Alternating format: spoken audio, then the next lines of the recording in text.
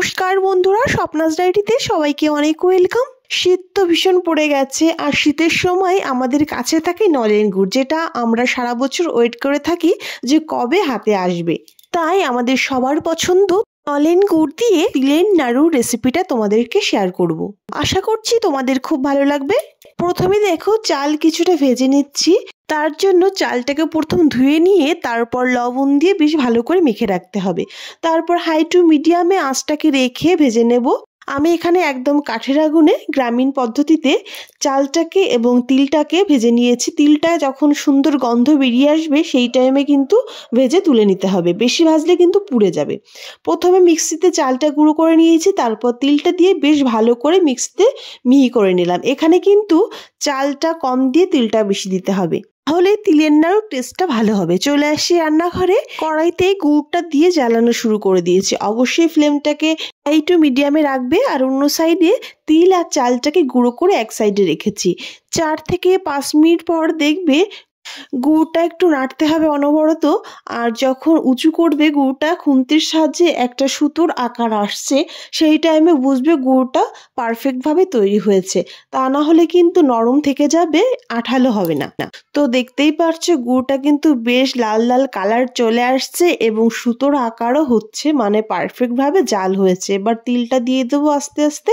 এখানে তোমরা অল্প অল্প করেই তিলটা দেবে, যতটা প্রয়োজন গুড়ের সঙ্গে ততটাই দেবে। বেশি দিলে পরে কিন্তু গুড়টা কম হয়ে যাবে, তিল বেশি হয়ে যাবে, খেতেও বেশি ভালো লাগবে না, গুড়টা কম মনে হবে, আর শুকনো শুকনো ভাবটাও বেশি চলে আসবে, খুবই অসুবিধা হবে। তিলের ছাতুর সঙ্গে গুড়টা বেশ ভালো করে টাইম ধরে মিশিয়ে নিয়েই নামিয়ে নিতে হবে। বেশি টানানোর দরকার নেই, অল্প টানালে গুড়ের জিনিসটা অনেকটাই টাইট হয়ে যায়।